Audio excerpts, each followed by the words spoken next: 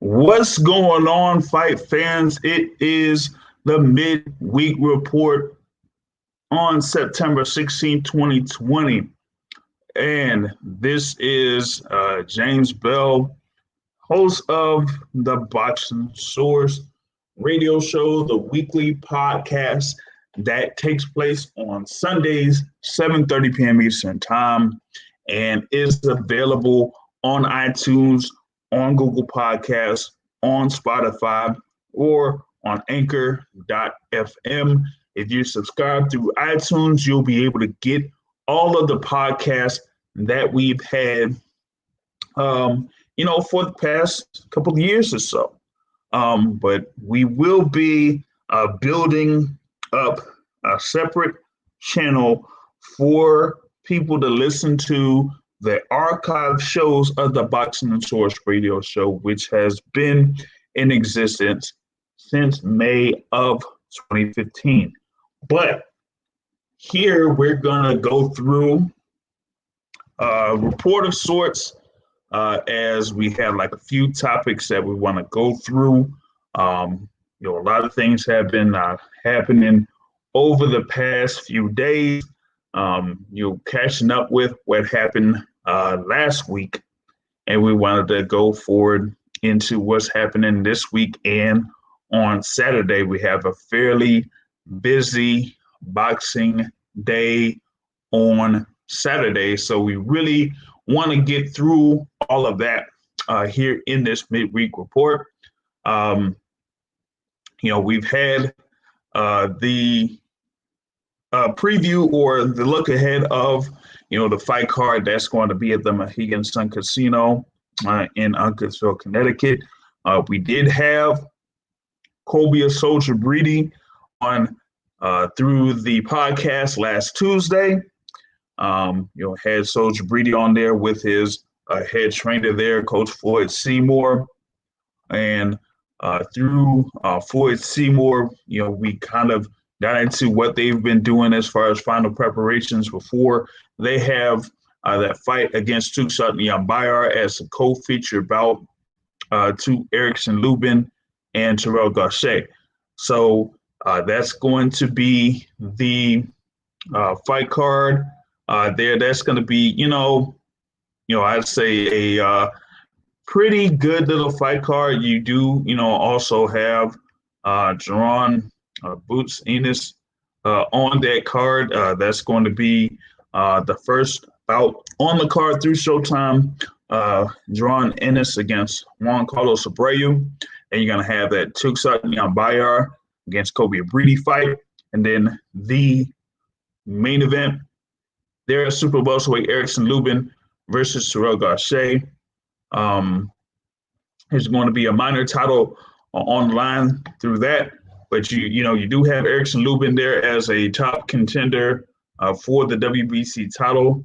You have Terrell Gausha there as also a highly ranked contender for some of those super welterweight titles. So that's going to be a very interesting bout there to see if the winner will be put in a position to fight.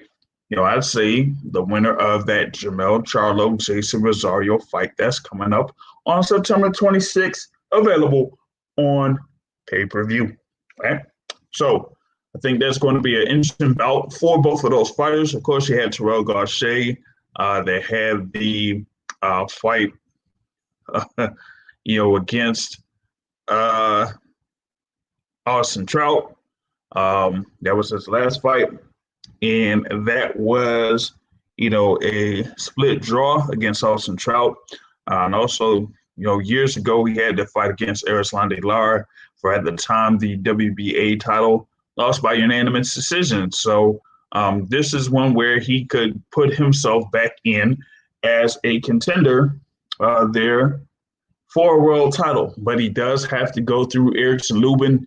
And Erickson Lubin, did have that single loss with that one-punch KO to Jermell Charlo in the Barclays Center.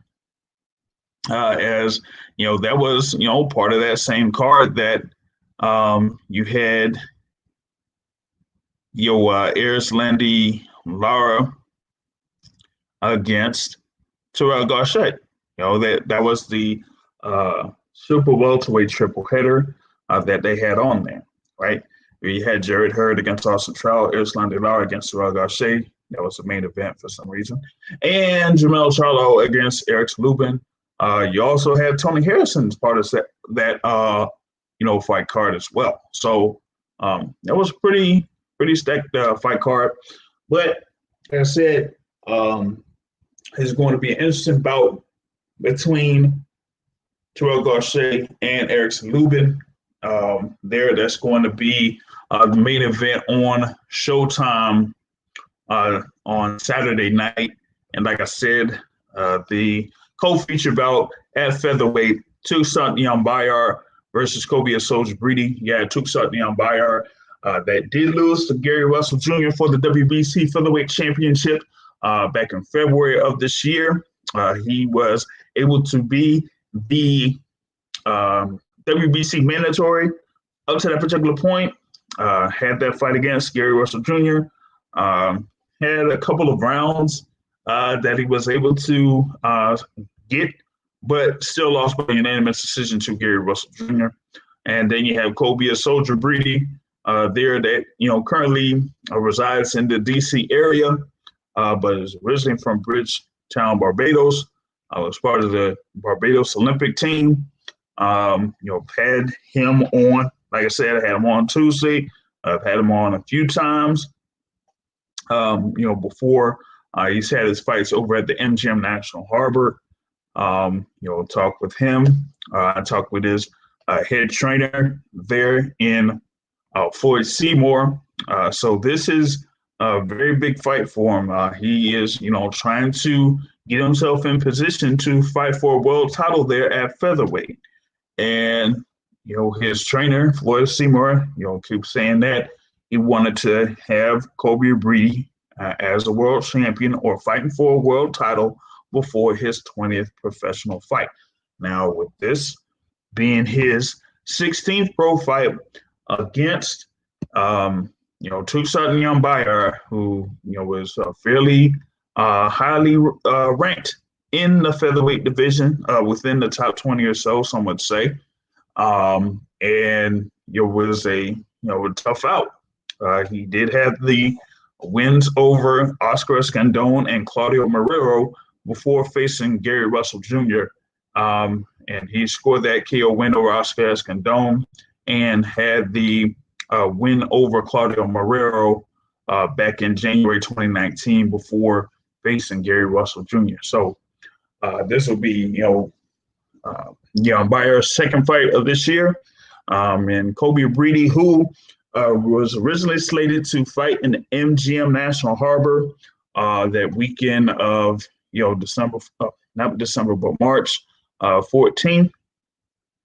But that is when, everything got shut down due to, this pandemic thing, right?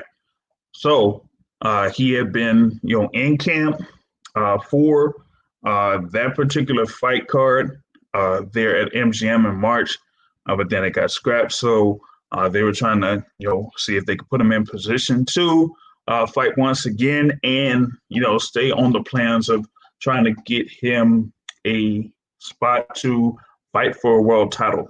And so here, going up against Tuksat Nyambayar, that is where, he kind of like gets that shot.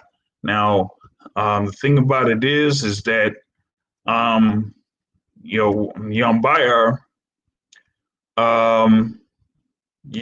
is, I would say like I said, like a tough fighter. And I think it's going to, he's going to be able to, give Kobe Breedy some, serious work there. You know what I mean? We're going to see how Kobe Breedy adjusts to that. I mean, they said like, a good amount of times that, Kobe Breedy is able to, adjust to any type of style. Both of these fighters have, fought extensively in the amateurs. They've, been in the Olympic trials. You have Neon Bayer as an Olympic silver medalist. So it's going to be a good little scrap. It's going to be a good little scrap. And like I said, you also have Boots Ennis there. He's going to be going up against Juan Carlos Abreu. Of course, Ron Boots Ennis there, 25-0, and he has 23 KOs going up against Juan Carlos Abreu, who has a record of 23-5-1.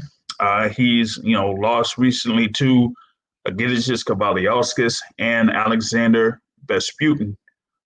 There, but has wins over the likes of Jesus Soto Carras and also through or over Israel Valerio. He was able to get a first round knockout over previously undefeated Israel Valerio. But like I said, he lost to Kavalyauskas.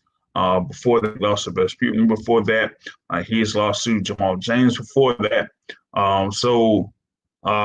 it's going to be, where we kind of like see what Jaron Boots Ennis is about, and we're going to see if he's going to, be out there and kind of like impress folks there. This is, a fight where Boots kind of like is trying to make a statement there in the welterweight division. Of course, we know about who's the unified champion at welterweight there, Errol Spence Jr. You have the WBA super champion in Manny Pacquiao. You do have the WBO champion in Terrence Crawford. Okay. You also have former champions Sean Porter, Danny Garcia. You have Mike Garcia there campaigning. You had your Dennis Ugas, who, recently won his bout. You have Jamal James, who, won his bout a few weeks ago. Sergey Lipinets has a, fight coming up himself. So very deep division. And with Jaron Boots Ennis there, he's ranked in the IBF. He's ranked in the WBO. He's ranked in the WBC. So, with that being said, he's, out there going to try to, make some noise in the welterweight division. And this particular fight kind of would be a, measuring stick of sorts. And we'll be able to see what Boots Ennis does in this particular bout against Juan Carlos Abreu. So you do have that as part of the card there on Showtime. And, we also, have coming up, the thing there with Jose Pedraza and Javier Molina. That is going to be, on Top Rank on ESPN Plus. That, to me, will be a good little scrap between those two. I think, with Pedraza, if I'm not mistaken, he had his, impressive win over Mikel Lespierre. The original fight date for that had to be postponed because of, one of the trainers for Lespierre's team tested positive for COVID-19, so they had to push it back. And it ended up being on July 2nd at the Bubble in Las Vegas. And you had, Pedraza get an impressive victory there, over Mikel Lespierre. He was able to score 2 knockdowns on Lespierre in that one and, scored a near shutout in that particular bout. So, with that being said, he wants to keep up that momentum. There he's, kind of like campaigning, there in the super lightweight division. And for this particular matchup, he was kind of north of that super lightweight limit in his fight against Mikel Lespierre. But was able to perform very well in that. and he goes up against Javier Molina. Molina is there at 22 wins and 2 losses. Had a recent unanimous decision win over Amir Imam, and has had a string of wins since he's been back in the ring, because he had been in a hiatus, about a 2 year plus hiatus after losing to Jamal James. So he didn't get back into the ring until 2018, right?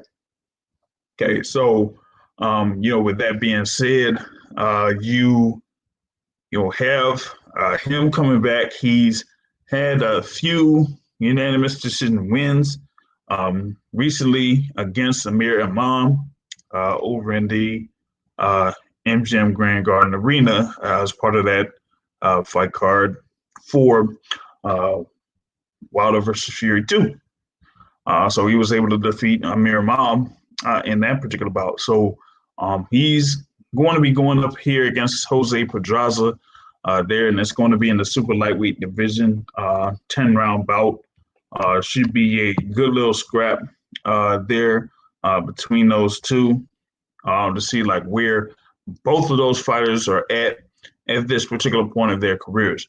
Also, as part of this fight card, you're going to have Olympic gold medalist Robeisy Ramirez going up against Felix Carballo in this fight card. And we will see the top-ranked debut of Efe Ajagba going up against Jonathan Rice. And the thing with this particular bout is, a lot of people have kind of like criticized this as being the first bout for Efe Ajagba, given that Jonathan Rice is coming in there with a record of 13 wins, 5 losses, and 1 draw.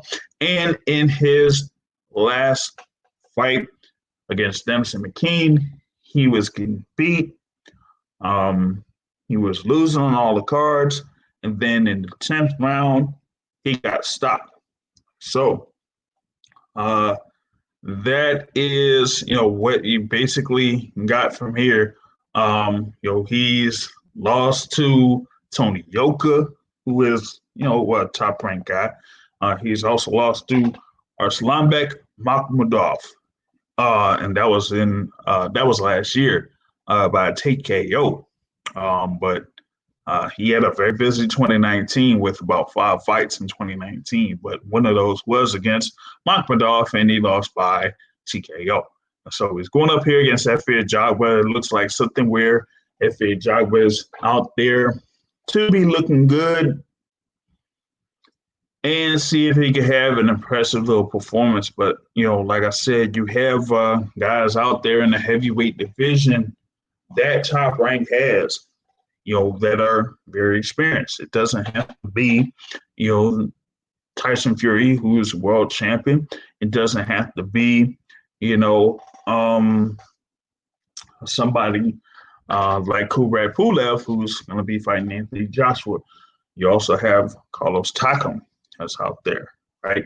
You have Oscar Rivas that's out there. You have Tony Yoka that's out there. You do also have, up-and-coming heavyweight Jared the Real Big Baby Anderson. He just had himself a win. And, he was very impressive in that particular win.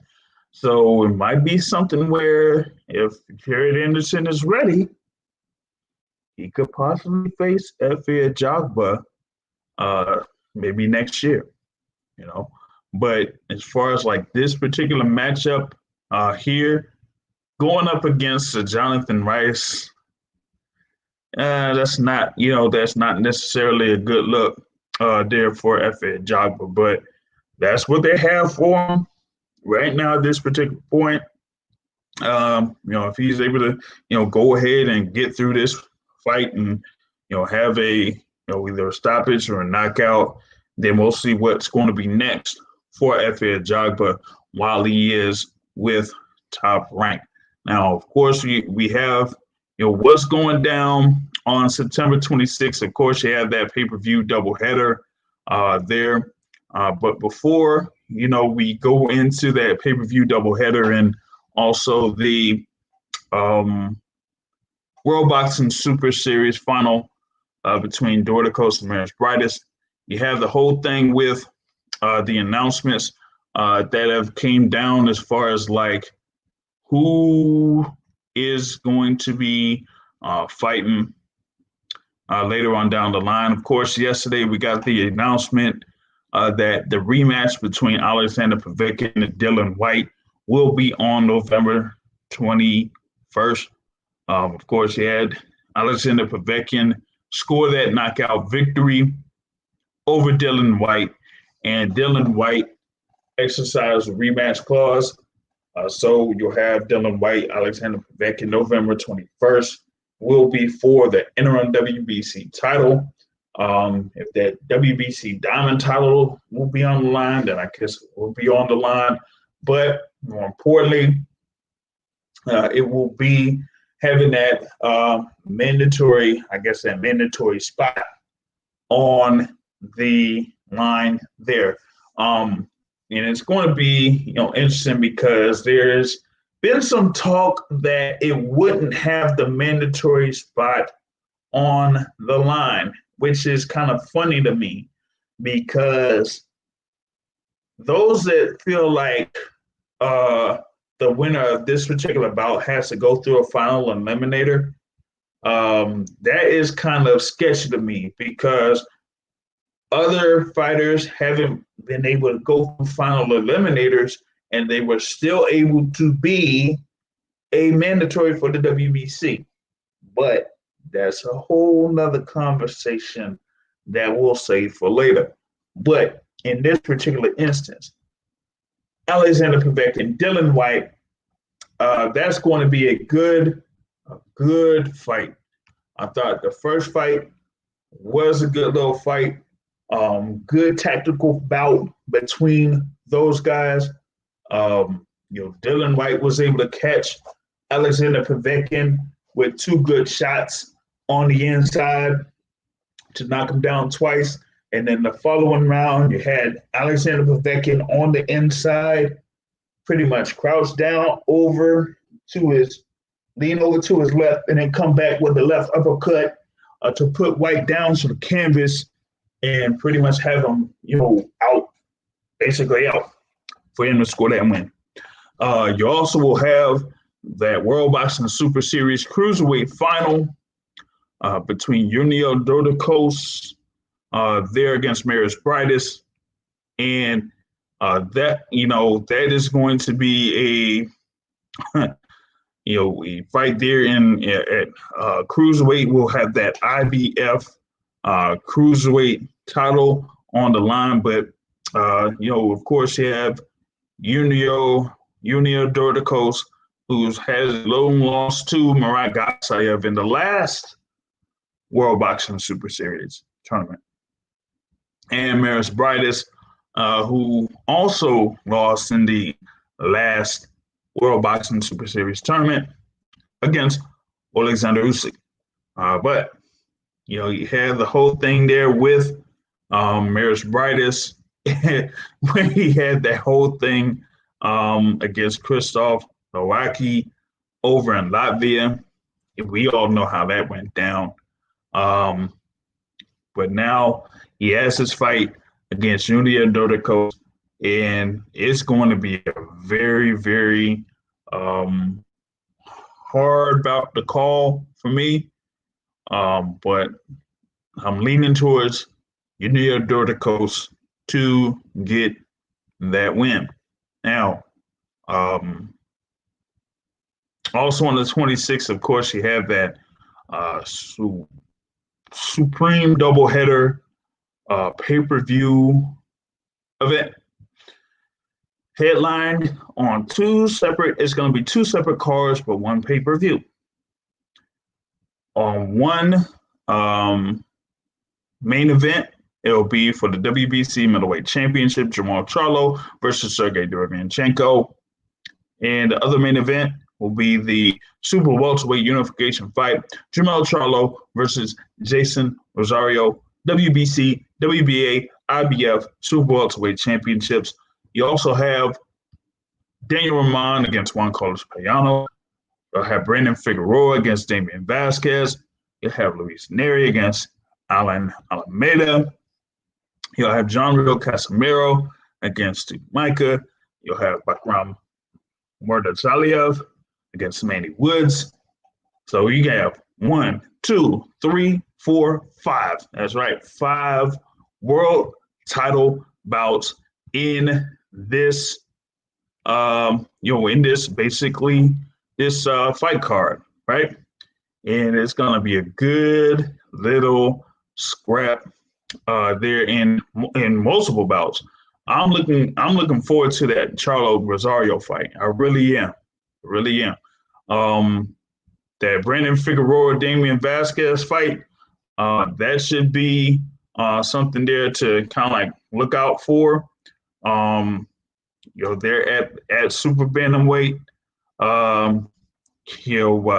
You had Damian Vasquez, who did lose to Juan Carlos Payano, and then have a draw against Josue Morales, who had a record of 9 wins, 10 losses, and 3 draws. Then in his following fight, he fought Alejandro Moreno with a record of 24 wins, 43 losses, and 3 draws. So he's going to be going from a guy that was 24, 43, and 3 to Brandon Figueroa, who is 20-0-1. Yikes. But we will see if he's going to be up for the challenge there against Brandon Figueroa. Daniel Ramon versus Juan Carlos Payano, to me, is the matchup that I want to see the most. It's not a main event in this pay-per-view.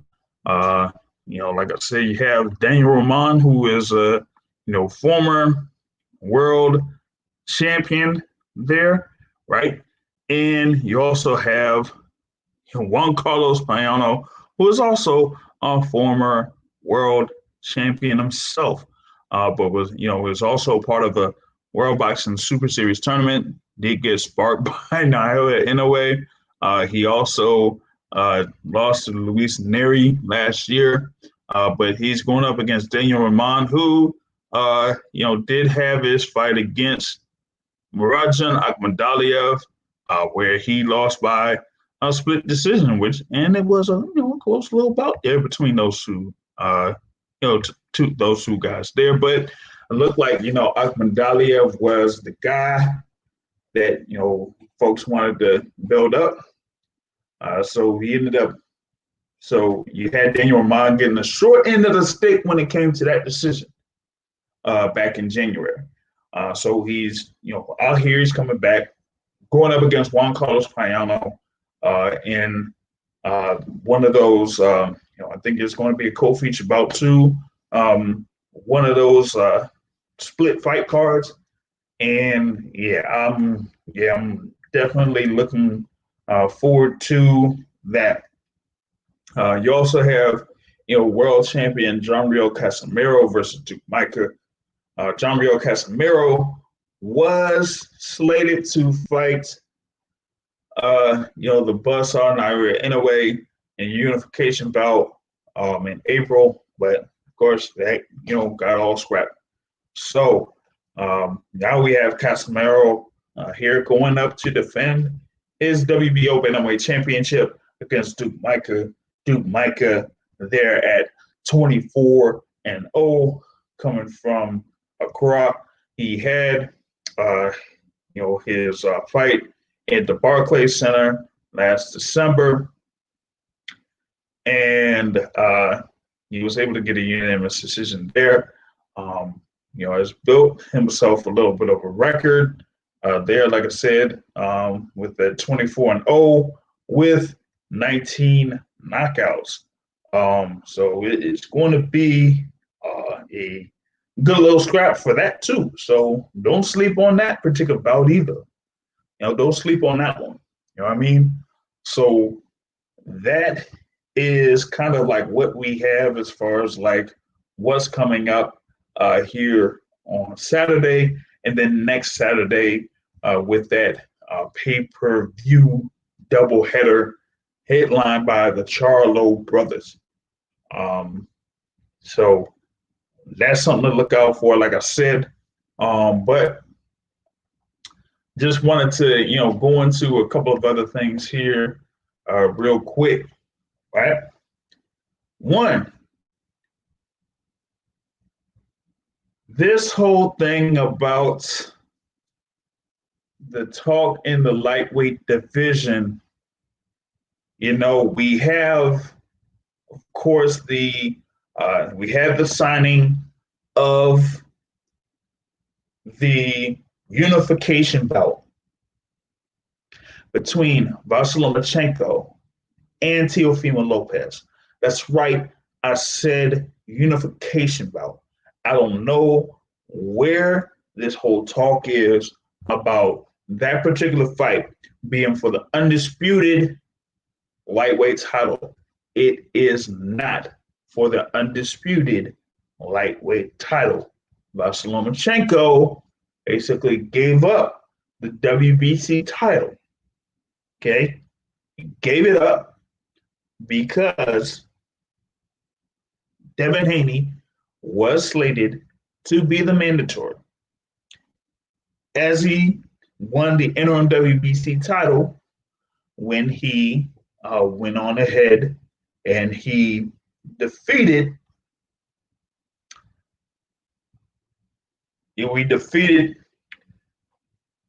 Joe Abdulayev at the theater in Madison Square Garden last September.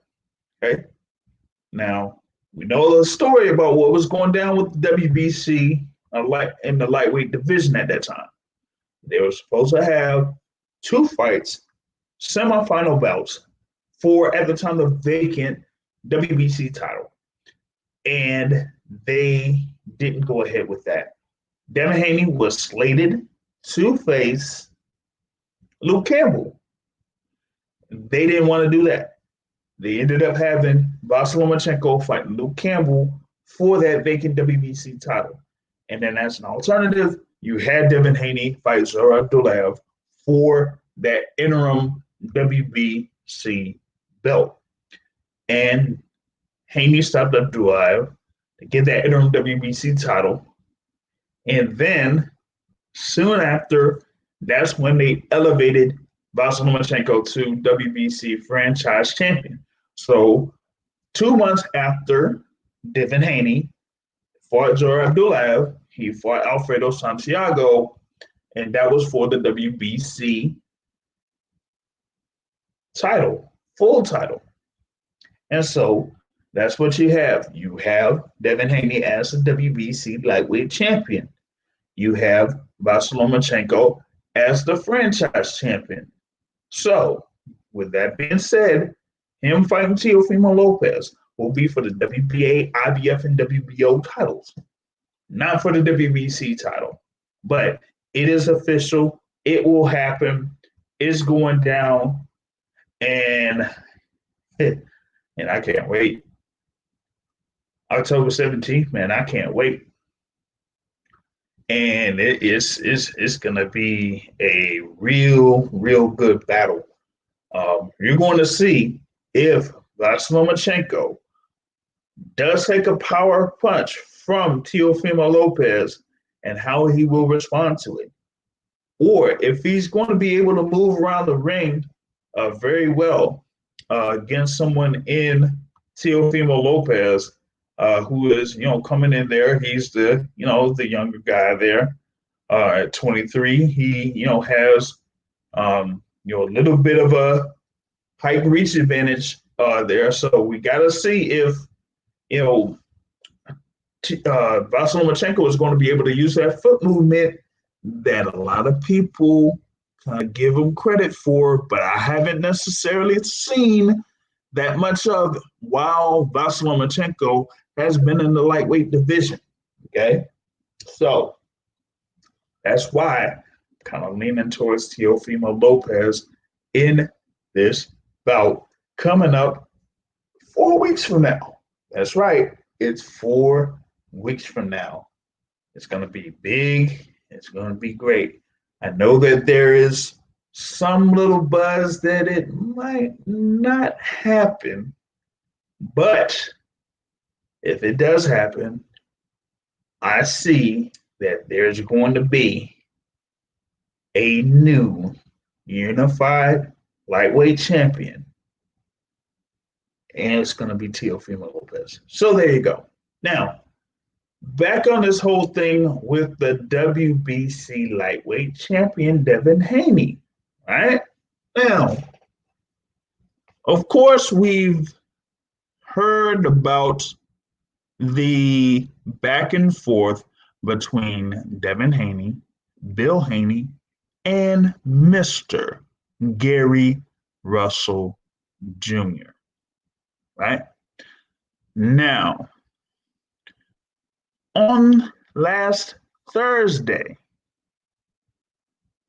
we had Gary Russell Jr. on the phone, or speakerphone, while having a midweek report. And Gary Russell Jr. went down the specifics of the contract that was sent over by Haney's team. Now, what he was saying at that particular time was that there was something there with the rematch clause, one, and two, there was something about a network picking it up. Okay. Now, that happened Thursday. There was also something going down with Bill Haney on Thursday night, following up. Then Friday, over on another boxing channel, Fanon International, they had Gary Russell Jr. and Bill Haney both on.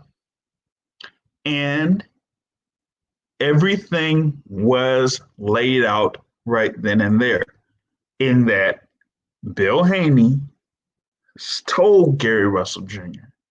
that there was no guarantees whatsoever that a fight between Devin Haney and Gary Russell Jr. would be on the zone, which kind of seems strange to me because every fight that Devin Haney has had through Matchroom Boxing, because he's working with Matchroom Boxing, is through the zone, right? Right. So, the last time we saw Devin Haney on something outside of the zone was on January of 2019 when he fought Zolizani and Don Jenny. And he got, a unanimous decision win there. And that was through what you call Devin Haney Promotions. Then you have the fight against Antonio Moran at the MGM National Harbor.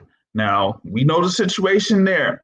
At that particular time, they were supposed to have Alexander Usyk main event at the MGM National Harbor, but Alexander Usyk had the injury, so he was out of that main event. So that's where they put Devin Haney in as the main event against Antonio Moran on May of last year. Okay. And then follow that up with the fight between Haney and Zora Abdullayev, which we mentioned before, for the interim WBC lightweight title at the Theater Madison Square Garden, right? Then after that, 2 months later, against Alfredo Santiago, where he got a shutout win on the cards and suffered a shoulder injury in the process. But my thing has been, if this is something where they say like Devin Haney and Bill Haney are running the show, then they should be the ones that would be putting up the money for the purse, or they would have the network locked down. Now, I kind of find it funny that on that Friday when Gary Russell Jr. and Bill Haney were talking, that Bill Haney said on camera that there was zero interest for a fight between Devin Haney and Gary Russell Jr. on his own. But on that same day, that same afternoon, Matchroom Boxing sends out an email, a press release email for Devin Haney. In the headline reads, Hearn, Russell Jr., and Gamboa both targets for Haney return. Now, here's my thing, right? Those that were following boxing and those that were following boxing over the past few months knew that Yuriorkis Gamboa was a name that was mentioned as a possible opponent for Devin Haney after all of the stuff went down in the lightweight division that didn't involve Devin Haney, right? We had the thing where we had the video where we're talking about, hey, we got this fight with Vasyl Lomachenko and Teofimo Lopez. Hey, we had this fight between Jorge Linares and Javier Fortuna at the time when it was scheduled for August. We had those two fights. Then we had the WBC order a final eliminator source between Ryan Garcia and Luke Campbell. So you had 3 fights in the lightweight division involving these fighters, but yet you had nothing for the WBC lightweight champion, Devin Haney. And that was before any opponent was kind of suggested. But then you have the whole thing where Yuriorkis Gamboa was mentioned as a name to possibly fight Devin Haney. Of course, we know what happened with Yuriorkis Gamboa last December against Gervonta Tank Davis. 12 rounds, stoppage, over in the Phillips Arena in Atlanta. Had the Achilles injury. We don't necessarily know what his status is at this particular point, but I find it interesting that there hadn't been much talk about Yuriorkis Gamboa as an opponent for Devin Haney. But the whole thing back and forth between Haney and Gary Russell Jr. got some buzz. But like I said last Friday, Bill Haney told Gary Russell Jr. that the zone didn't have any money for that particular bout. And I'm sorry, but I don't buy it. And the reason why I don't buy it is because you have all of these other organizations, or like I would say, promotional organizations that have these deals with these networks, right? Okay. And in those deals, the budgets had been put on hold until fights were able to happen. Case in point, ESPN and Top Rank. They were able to hold their budget until Top Rank was able to have the fights over in Las Vegas. So that deal is still in effect, where you have Top Rank having to put up a certain amount of fight cards that would be on the ESPN family of networks, and they have to fulfill that by the end of the year. And that's what they're doing. And you also have the whole thing with PBC and their deals with Fox and with Showtime. They are doing what is necessary in order to fulfill those slots and fulfill what the budget or what the deal is with Fox and Showtime. That's why you see fights on Fox. That's why you see fights on Fox Sports 1. That's why you're seeing fights on Showtime. Like we mentioned, what's going to be happening on this Saturday night, and then a pay-per-view doubleheader next Saturday, right? So, with that being said, Matchroom Boxing and the Zone still have that deal, that network deal, where they have to have those fights put on the card, or basically have those fight cards so that they fulfill what they have in the budget.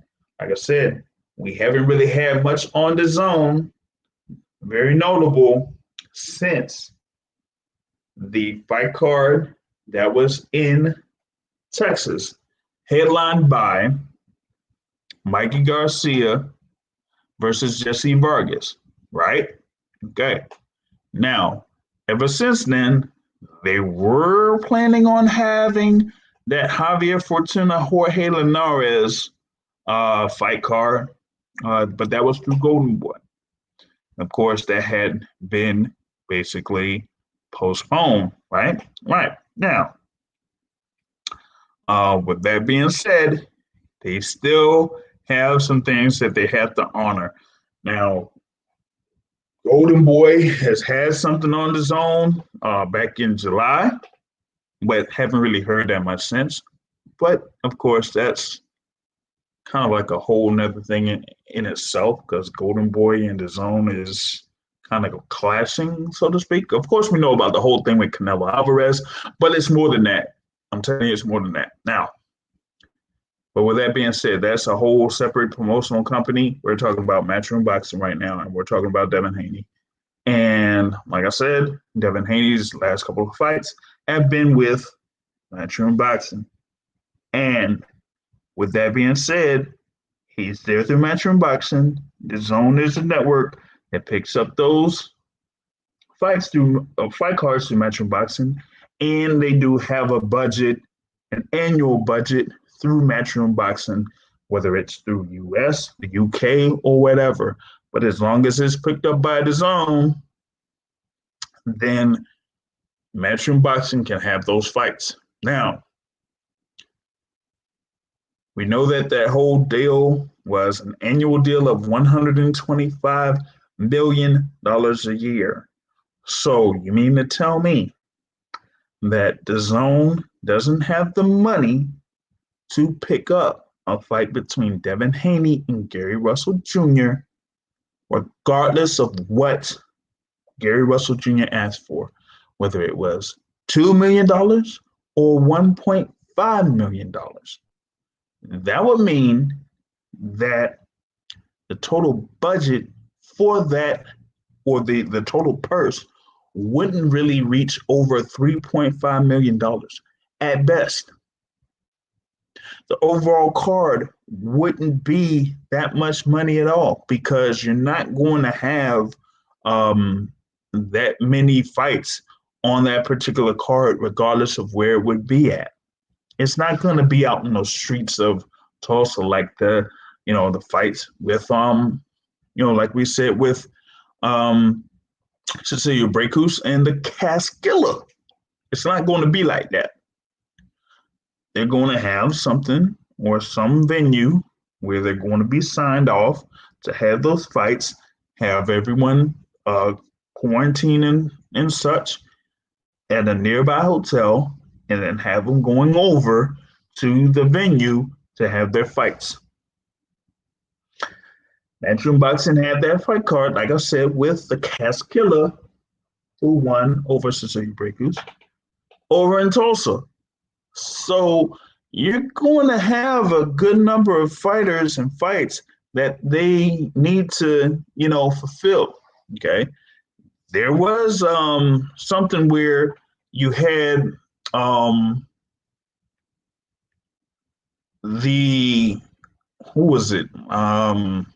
If I'm not mistaken, they were supposed to have Julio Cesar Martinez as part of that fight card that was going to be in Tulsa. So Julio Cesar Martinez is due a fight, and it will be on the Zone. Yes, will be on the Zone. Also, they are trying to see if they could get that unification bout at super flyweight put together between Roman Chocolatito Gonzalez and Juan Francisco Estrada. That is also in the plans for the zone. So you mean to tell me that the zone would have that type of money for that, but they wouldn't have something for a fight between Devin Haney and Gary Russell Jr.? I'm not buying it. What I am buying right now is that Devin Haney will be fighting on November 7th, and they will announce that Yuriorkis Gamboa is going to be his opponent. Because here's my thing, and this is coming off the press release. How does this sound to y'all? And I'm gonna go through this real quick. Eddie Hearn says Gary Russell Jr. and Yuriorkis Gamboa are both targets for the return of WBC World Lightweight Champion Devin Haney November, live on the Zone. That's the first sentence. Remember what happened between Gary Russell Jr. and Bill Haney. Later that day, this press release was released. Yep, that's right, I said it. Press release was released the same day that Gary Russell Jr. and Bill Haney were on a video on YouTube, live video on YouTube. Y'all can go look it up. But let's go back to this press release. Haney is raring to return to the ring and defend his crown for the second time after he was forced into surgery when injuring his shoulder in his first defense against Alfredo Santiago in Los Angeles in November. The 21-year-old has fully recovered, and November 7th is the date promoter Hearn has earmarked for the Dream to display his talents for the first time in 2020 with Russell Jr. and Gamboa, the two men vying to take on the Las Vegas Star. Interesting. Haney and long-reigning WBC World Featherweight Champion Russell Jr. have become embroiled in a war of words on social media over the potential clash, while Gamboa is aiming for a third shot at becoming a two-weight world champion. And Hearn expects to name Haney's foe next week. Mind you, this press release was out on Friday, last Friday. Here we are on Wednesday. We have about a couple of days before we get to see what is the reals. Okay. Quote, Devin has been doing a great job in keeping his profile active during lockdown, but now it's almost time for him to get busy in the ring, said Hearn. November 7th is a targeted date for his return, and the two main targets are Gary Russell Jr. and Yuriorkis Gamboa. Both are great fights for Devin as he approaches a key stretch in his career to become a standout star. Devin is ready to defend his WBC title against all comers, and I can't wait to see him back in the ring in November. That's what Eddie Hearn said. But like I was telling you, kind of see that this is leaning towards a fight between Devin Haney and Yuriorkis Gamboa. And that is the deal. And on the other side, with Gary Russell Jr., he will be moving up to lightweight. And the deal is that he's going to be moving up to lightweight. And because we have not heard anything about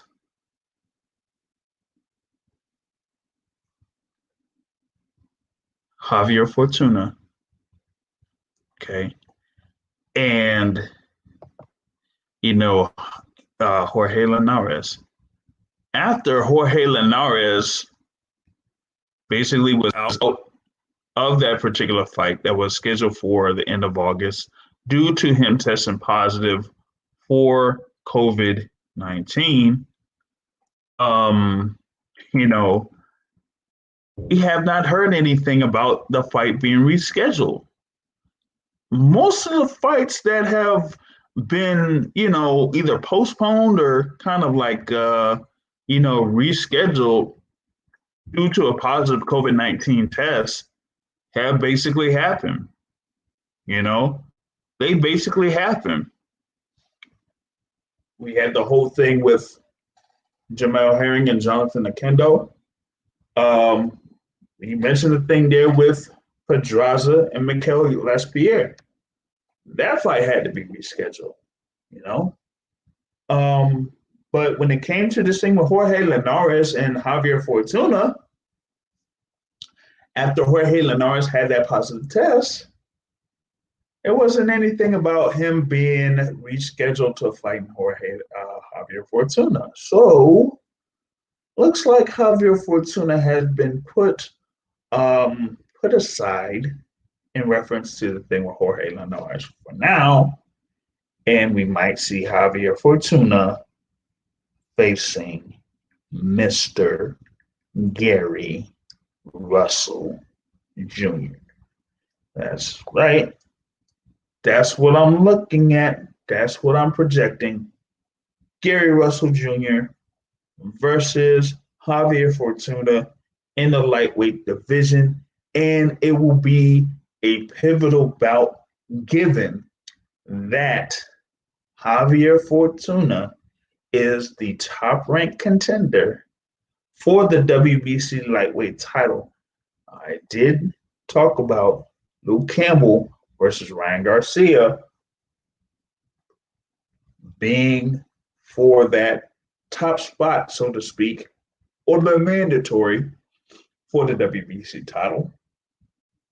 But at the time before the Fortuna Linares fight got scrapped, that fight was going to be for the WBC Diamond lightweight title. And so, with that being said, if you do have Gary Russell Jr. against Javier Fortuna, will that fight be for the WBC Diamond lightweight title? And put Gary Russell Jr. in a position to say, hey, what you gonna do here? Are you going to go ahead and try to fight that winner of Ryan Garcia and Luke Campbell that is supposedly going to happen in November? Or are you going to fight the winner of Gary Russell Jr. and Javier Fortuna? And if Gary Russell Jr. wins, he's going to put pressure on Devin Haney to make that fight happen. Now, like I was saying last Friday, Bill Haney was like, oh, the zone don't have the money, I'll do this, or do this, it's all respect, whatever. I'm like, cool. But that doesn't mean that y'all can't make the fight later on. And once we have more of these sporting events opening up, more of these sporting events having fans, we're going to see if we will have Gary Russell Jr. versus Devin Haney in 2021. I think that's what's going to be the case. I think we're going to have Gary Russell Jr. and Devin Haney in 2021. I think that's going to be the plans here. But with that being said, we got to have this thing straightened out because it's seeming like in these supposed boxing circles that it's Gary Russell Jr. that doesn't want the fight. No. All you got to do is go from last Thursday, what he said last Thursday, and then go to what was said last Friday between Gary Russell Jr. and Bill Haney, and you will see who was the one that was kind of backtracking when it came to this fight. And I laid it all out there for you. The evidence is out there, okay? So that is what it is in reference to all of that. But that for me, it completes this midweek report.